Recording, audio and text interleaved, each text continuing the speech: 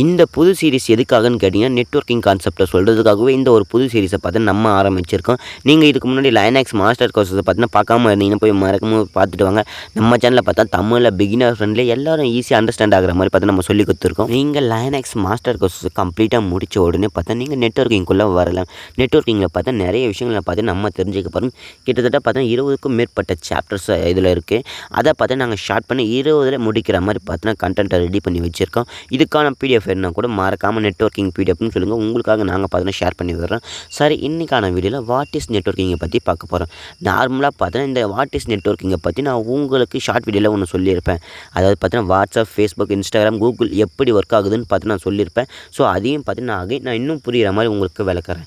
அதாவது பார்த்தா நெட்வொர்க்கிங்னா என்னன்னு தெரியுமா? சிம்பிளா சொன்னா computer talk to each other. அப்படின்னா என்னடா, ஒரு கம்ப்யூட்டர் பார்த்தீங்கன்னா நிறைய பேர் கூட பார்த்தீங்கன்னா கம்யூனிகேஷன் பண்ணும். இந்த கம்யூனிகேஷன் நடக்கிறதால பார்த்தா நமக்கேற்ற ரிசல்ட்ஸ் பார்த்தீங்கன்னா இந்த ஒரு கம்ப்யூட்டர்ஸ் பார்த்தா நமக்கு கொடுக்குது இந்த நெட்வொர்க் வழியா.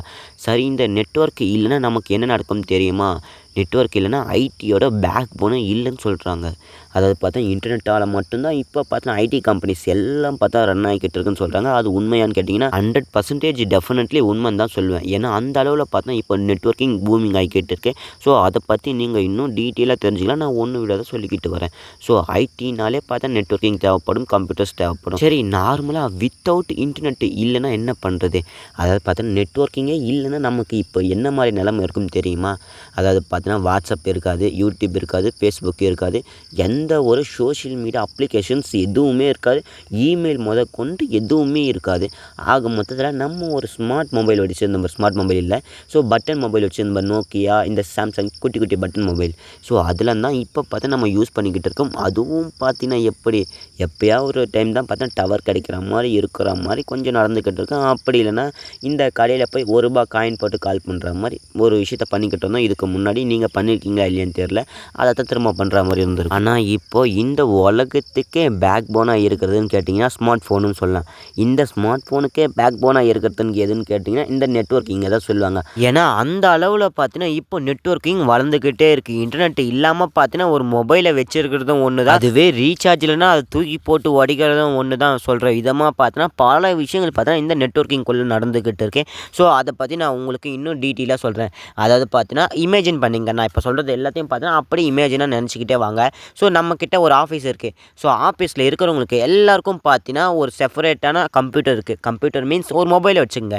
ஸோ உங்ககிட்ட கம்ப்யூட்டரில் கூட பரவாயில்ல, நீங்கள் ஒரு மொபைலை வச்சு யூஸ் பண்ணுறீங்க, என்ன ஓகேங்களா? உங்ககிட்ட பார்த்தீங்கன்னா ஒரு கம்ப்யூட்டர் இருக்குதுன்னு சொன்னோன்னா, ஸோ அந்த ஒரு கம்ப்யூட்டர்லேருந்து ஒரு ஃபைல் இருக்குது. ஸோ அந்த ஒரு ஃபைலை பார்த்தீங்கன்னா உங்களுடைய சீனியர் மேனேஜர் அப்படின்னா உங்களுடைய HR, உங்களுடைய டீம் லீடருக்கு அனுப்பணும்னு சொல்கிறாங்க. நீங்கள் என்ன பண்ணுவீங்க? ஸோ அவ்வளோதான், நம்மளுடைய சீனியர் மேனேஜரே சொல்லிட்டாரு, ஸோ அவங்களுக்கு நம்ம சொன்ன வேலையை நம்ம ஃபாஸ்ட்டாக முடிக்கணும்னு சொல்கிற மாதிரி பார்த்தா நீங்கள் போய் வேகமாக போய் குயிக்காக போய் சென்ட் பண்ண பார்ப்பீங்க. ஆனால் இங்கே தான் ஒரு ட்விஸ்ட் இருக்குது. ஸோ நம்மக்கிட்ட தான் நெட்வொர்க்கிங்கே இல்லையே, நம்ம எப்படி அனுப்ப முடியும்னு பார்த்தா இங்கே தான் ஒரு ட்விஸ்ட் நடந்துக்கிட்டு இருக்குது. இந்த ப்ராப்ளத்துக்கு என்னடா சொல்யூஷன்னு கேட்டிங்கன்னா அது வேறு ஒன்றும் இல்லை, நெட்வொர்க்கிங் தான்.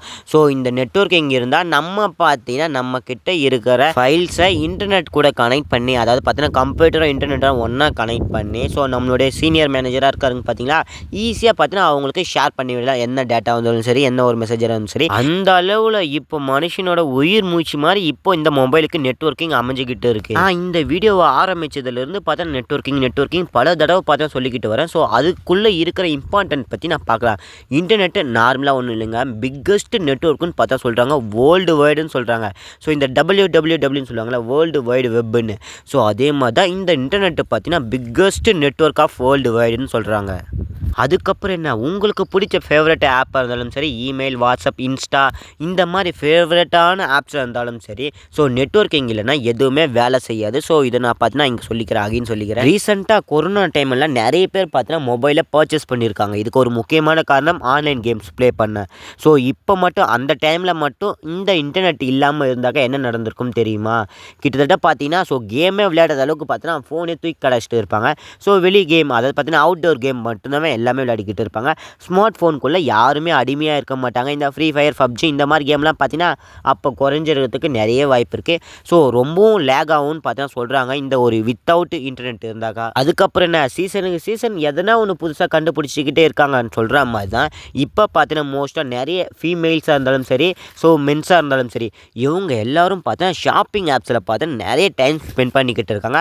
ஸோ இன்னொரு பக்கத்தில் ஷாப்பிங் ஆப்ஸ்னால் இன்னொரு பக்கத்தில் பார்த்தீங்கன்னா இந்த பேங்கிங் ஆப்ஸ், லோனு, இஎம்ஐ இந்த மாதிரி பல விஷயத்துக்கு பார்த்தீங்கன்னா இந்த ஆன்லைனில் யூஸ் பண்ணிக்கிட்டு இருக்காங்க. அதுவும் இந்த இன்டர்நெட் அப்போனா எந்த அளவில் ஒரு மனுஷனுக்கு இன்டர்நெட் யூஸ் ஆகிக்கிட்டு இருக்குன்னு மறக்காமல் பாருங்கள். சரி, உங்களில் இந்த வீடியோ நிறைய பேருக்கு பிடிக்கிறதுக்கு வாய்ப்பு இருக்குன்னு நான் நினைக்கிறேன். பிடிச்சிருந்தா லைக்கை கொடுங்க, பிடிக்கலன்னா மறக்காமல் கமெண்ட் சொல்லுங்கள் என்ன பிரச்சனை இருக்குன்னு நான் பார்த்து தெரிஞ்சுக்கிறேன். அதுக்கப்புறம் நான் சப்ஸ்கிரைப் பண்ணி வச்சுட்டு உங்கள் ஃப்ரெண்ட்ஸுக்கு ஷேர் பண்ணி விட்டுருங்க. அடுத்த வீடியோவில் டைப்ஸ் ஆஃப் நெட்வொர்க்கிங்கை பற்றி பார்த்து முடிச்சிடலாம். சரிங்களா? ஸோ வீடியோ பிடிச்சா லைக்கை கொடுத்துட்டு ஷேர் பண்ணிட்டு சப்ஸ்கிரைப் பண்ணி வச்சுங்க. நெக்ஸ்ட் வீடியோவில் சந்திக்கலாம்.